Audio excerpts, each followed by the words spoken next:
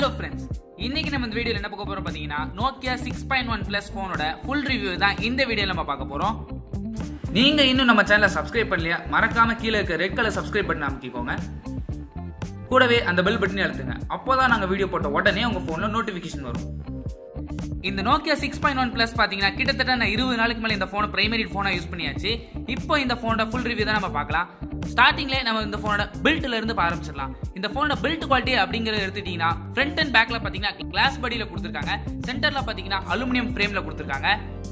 Design சொல்லும்போது இது வரைக்கும் வந்த நோக்கியா போன்ஸ்ல இந்த போன் தான் நல்ல ஒரு டிசைன் கொடுத்திருந்தாங்க. அதாவது ஒரு நல்ல கிளாஸ் பாடி பினிஷிங்ல கொடுத்திருக்காங்க. Nokia 8 Sirocco, Nokia 8 அப்படிங்கிற போன்ஸ்ல மட்டும் தான் இந்த மாதிரி டிசைன் கொடுத்துட்டு இருந்தாங்க. ஆனா இப்ப பாத்தீங்கன்னா பட்ஜெட்லயே இதே மாதிரி டிசைன் கொடுக்க ஆரம்பிச்சிட்டாங்க. இந்த போனை பார்த்த உடனே உங்க எல்லாருக்கும் பிடிக்கிற மாதிரி ஒரு டிசைன் தான் கொடுத்திருக்காங்க.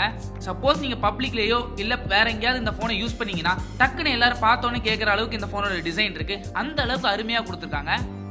அது மட்டும் இல்லாம இந்த போன்ல எனக்கு ரொம்ப பிடிச்ச விஷயம் என்னன்னு பாத்தீங்கன்னா இந்த போன் நல்ல ஒரு காம்பாக்டான டிசைன்ல கொடுத்திருக்காங்க. அதாவது நீங்க சிங்கிள் ஹேண்ட்ல கூட இந்த போனை ஈஸியா நீங்க யூஸ் பண்ணலாம். அது மட்டும் இல்லாம இந்த போன் வெயிட் வந்து பாத்தீங்கன்னா ரொம்பவே கம்மியா தான் இருக்கு. இந்த பட்ஜெட்ல இருக்க மத்த போன்ஸ் கம்பேர் பண்ணும்போது இந்த போன் ஒரு கையில உங்களுக்கு ஈஸியா அடங்கிரும். அதனால நீங்க ஈஸியா எங்கனால யூஸ் பண்ணிக்கலாம். இப்போ Redmi Note 5 Pro எல்லாம் எடுத்துக்கிட்டீங்கன்னா கொஞ்சம் பெருசா தான் இருக்கும். அது மட்டும் இல்லாம MI A2 அந்த போன்ஸ் எல்லாம் பாத்தீங்கன்னா எல்லாம் பெருசா தான் இருக்கு. ஆனா இந்த போன் பாத்தீங்கன்னா கை கடக்கமா ரொம்ப அழகா கொடுத்திருக்காங்க. இதோட சைஸ்ன்னு எடுத்துக்கிட்டீங்கன்னா இங்க 5.8 இன்ச் கொடுத்திருக்காங்க. சோ ரொம்ப காம்பாக்டா தான் இருக்கு. மொத்தத்துல இந்த பில்ட் குவாலிட்டின்னு எடுத்துக்கிட்டீங்கன்னா ஒரு பிரீமியம் போன் நீங்க யூஸ் பண்ண என்ன ஃபீல் கிடைக்குமோ அது இந்த போன்ல உங்களுக்கு கிடைக்கும். சோ எனக்கு நல்லா பார்த்த உடனே பிடிக்கிற மாதிரி ஒரு பில்ட் குவாலிட்டி டிசைன் வேணும்னு நினைச்சீங்கன்னா தாராளமா நீங்க இந்த போனை கண்ணை மூடிட்டு வாங்கலாம். நெக்ஸ்ட் பாத்தீங்கன்னா போனோட டிஸ்பிளேக்காக இங்க ஃபுல் HD பிளஸ் ரெசல்யூஷன் கொடுத்திருக்காங்க. டிஸ்பிளேன்னு சொல்லும் போது தான் எல்லாருக்கும் ஞாபகம் வருது நாட்ச். இந்த போன்ல இருந்த நாட்ச் கொடுத்திருக்காங்க. ஆனா மத்த போன்ஸ் கம்பேர் பண்ணும்போது இந்த நாட்சோட சைஸ் பாத்தீங்கன்னா ரொம்பவே கம்மியா தான் இருக்கு. இந்த நோக்கியா பாத்தீங்கன்னா ஃபர்ஸ்ட் வாங்கின உடனே இந்த போனை வந்து நாட்ச் ஹைட் பண்ற மாதிரி ஒரு ஃபீச்சர் கொடுத்திருந்தாங்க. ஆனா நெக்ஸ்ட் மந்த் செக்யூரிட்டி அப்டேட்ல பாத்தீங்கன்னா இந்த ஹைட் ஃபீச்சரை எடுத்துட்டாங்க. இது சம்பந்தமா நோக்கியா கிட்ட கேட்டதுக்கு அவங்க என்ன சொல்றாங்கன்னா ஆண்ட்ராய்ட் ஒன் ப்ராஜெக்ட் கீழ கூகுள் தரப்பால தான் எடுக்கப்பட்டதுன்னு சொல்லியிருக்காங்க. ஆனா Pixel 3 XL கூட பாத்தீங்கன்னா அந்த நாட்ச் ஹைட் பண்ற மாதிரி ஒரு ஃபீச்சர் கொடுத்திருக்காங்க.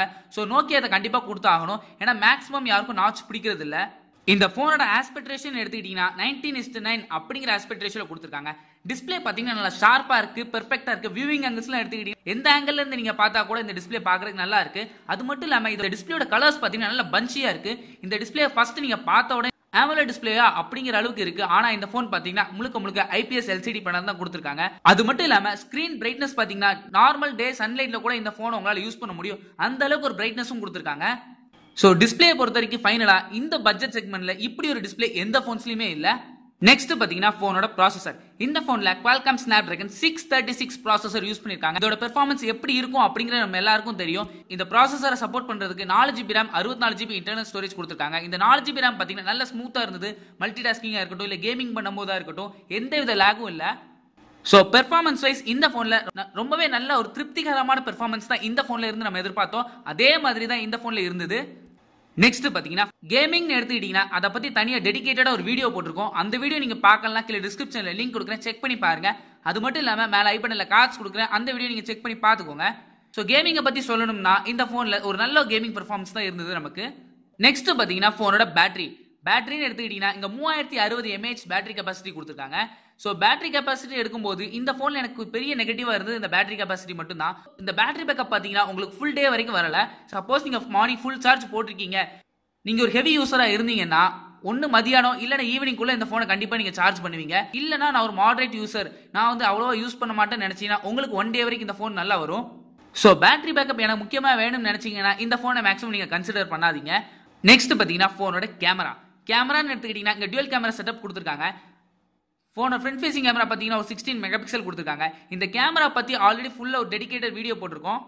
அந்த வீடியோ நீங்க பார்க்கலாம். மேல ஐ பட்டன்ல கார்ட்ஸ் கொடுக்குறேன், செக் பண்ணி பார்த்துட்டு வந்துருங்க. ஓவராலா இந்த கேமரா பத்தி சொல்லணும்னா டே லைட்ல நல்ல ஷாட்ஸ் எடுக்கு. ஆனா இதுல என்ன பிரச்சனைன்னு பாத்தீங்கன்னா லோ லைட்ல எடுக்கிற ஷாட்ஸ்ல இந்த போன்ல நல்லா வரல. இன்னும் நல்லா இம்ப்ளிமெண்ட் பண்ணிருக்கலாம் அப்படிங்கறத ஒரு பெரிய இதா இருக்கு. மத்தபடி ஓவராலா ஒரு நல்ல டீசென்டான கேமரா குவாலிட்டி இந்த போன்ல உங்களுக்கு கிடைக்கும். நெக்ஸ்ட் பாத்தீங்கன்னா போனோட சாஃப்ட்வேர். இந்த போன் ஆண்ட்ராய்ட் ஒன் ப்ராஜெக்ட் கீழ வரனால உங்களுக்கு ரெண்டு மேஜர் அப்டேட் கண்டிப்பா இந்த போன்ஸ்ல உங்களுக்கு கிடைச்சிடும். அதாவது ஆண்ட்ராய்ட் பை அப்டேட், அது மட்டும் இல்லாம Q அப்டேட் உங்களுக்கு கிடைச்சிடும். பை அப்டேட் பாத்தீங்கன்னா அபிஷியலா லான்ச் பண்ணிட்டாங்க.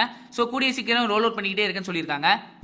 அது மட்டும் இல்லாம செக்யூரிட்டி பேச்சஸ் எடுத்துக்கிட்டீங்கன்னா நோக்கியா வந்து பீட் பண்ணவே முடியாது. ஏன்னா சொன்ன டயத்துக்கு செக்யூரிட்டி பேச்சஸ்லாம் வந்துகிட்டே இருக்கு. நான் போனை வாங்கின 2வது நாளே எனக்கு செக்யூரிட்டி பேச்சஸ் அப்டேட் கொடுக்க ஆரம்பிச்சிட்டாங்க. மற்றபடி இந்த ஃபோனில் உள்ள கால் குவாலிட்டிலாம் பார்த்தீங்கன்னா நல்லா பெர்ஃபெக்டாக தான் ஒர்க் ஆச்சு. இந்த ஃபோனில் டியூவல் வோல்டி சப்போர்ட் இருக்குது. ஸோ எந்த வித பிரச்சனையும் இல்லை. ஸோ ஃபைனலாக இந்த ஃபோனோட ப்ரைசிங் அப்படின்னு எடுத்துக்கிட்டிங்கன்னா இந்த ஃபோன் பார்த்தீங்கன்னா 15,999 ரூபாய்க்கு லான்ச் பண்ணியிருக்காங்க. கிட்டத்தட்ட இது ரெட்மி நோட் 5க்கு டைரக்ட் காம்படிஷன் தான். எக்ஸ்ட்ரா 1000 ரூபா தான் ப்ரைஸ் பண்ணியிருக்காங்க. இந்த ஃபோனை நீங்கள் ஃப்ளிப்கார்ட் எக்ஸ்க்ளூசிவாக தான் வாங்கணும். அது மட்டும் இல்லாமல் இந்த ஃபோனை நீங்கள் வாங்கணும்னு நினச்சா கீழே டிஸ்கிரிப்ஷனில் டைரக்ட் லிங்க் கொடுக்குறேன், செக் பண்ணி வாங்கிக்கோங்க. ஸோ ஃபைனலாக இந்த ஃபோனை நீங்கள் வாங்கலாமா வேண்டாமா அப்படின்னு என்கிட்ட கேட்டிங்கன்னா இந்த ஃபோனோட நெகட்டிவ்ஸ்லாம் சொல்லியிருந்தேன். இந்த ஃபோனோட நெகட்டிவ் சொன்னது பிறகு இதெல்லாம் எனக்கு ஓகே அப்படின்னு நினச்சிங்கன்னா தாராளமாக நீங்கள் இந்த ஃபோனை வாங்கலாம். ஃபர்ஸ்ட் ப்ராப்ளம் என்னன்னு பார்த்தீங்கன்னா இந்த ஃபோனில் குயிக் சார்ஜ் வெர்ஷன் 4 சப்போர்ட் இருக்கு. ஆனால் பாக்ஸோட 10 வாட்ஸ் சார்ஜர் மட்டும் தான் கொடுத்துருக்காங்க, தவிர ஃபாஸ்ட் சார்ஜிங் சார்ஜர் கொடுக்கல. ஸோ சப்போஸ் நீங்கள் ஃபாஸ்ட் சார்ஜிங் வேணும் அப்படின்னு நினச்சா நீங்கள் செப்பரேட்டாக தான் வாங்கணும். ஸோ இல்லைனா இந்த ஃபோனை நீங்கள் சார்ஜ் பண்ணுறதுக்கு பார்த்தீங்கன்னா கிட்டத்தட்ட 2ல இருந்து 2.5 மணி நேரம் வரைக்கும் வந்துருது. நெக்ஸ்ட் நெகட்டிவ் என்னன்னு பார்த்தீங்கன்னா இந்த ஃபோனோட லோ லைட் கேமரா குவாலிட்டின்னு எடுத்துக்கிட்டிங்கன்னா கொஞ்சம் கம்மியாக தான் இருக்கு. ஸோ இது கொஞ்சம் பெரிய டிஸ்அட்வான்டேஜ் எல்லாம் மேக்ஸிமம் எல்லாருக்கும் இருக்காது. அது மட்டும் இல்லாமல் நான் கொஞ்சம் பர்சனலாக இந்த ஃபோனை ஹெவியாக யூஸ் பண்ணனால எனக்கு பேட்டரி பேக்கப் வந்து அந்த அளவுக்கு இல்லை. ஸோ அது வந்து எனக்கு மேக்ஸிமம் ஒரு நெகட்டிவாக தெரியுது. உங்களுக்கு எப்படி அப்படிங்கிறது தெரியல. இந்த ஃபோனில் உங்களுக்கு ஃபேஸ் அன்லாக் சப்போர்ட் கிடையாது. Android 1 ப்ராஜெக்ட் கீழே வரதுனால இங்கே வந்து ட்ரஸ்டட் ஃபேஸ் மட்டும் தான் கொடுத்துருக்காங்க.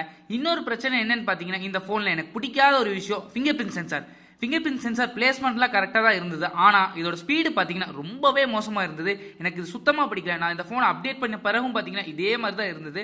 இதை பார்த்தீங்கன்னா இதே மாதிரி தான் இருந்தது. இதை பார்த்தீங்கன்னாலே உங்களுக்கு தெரியும் இது எந்த அளவுக்கு ஸ்லோவாக இருக்குது அப்படின்னு.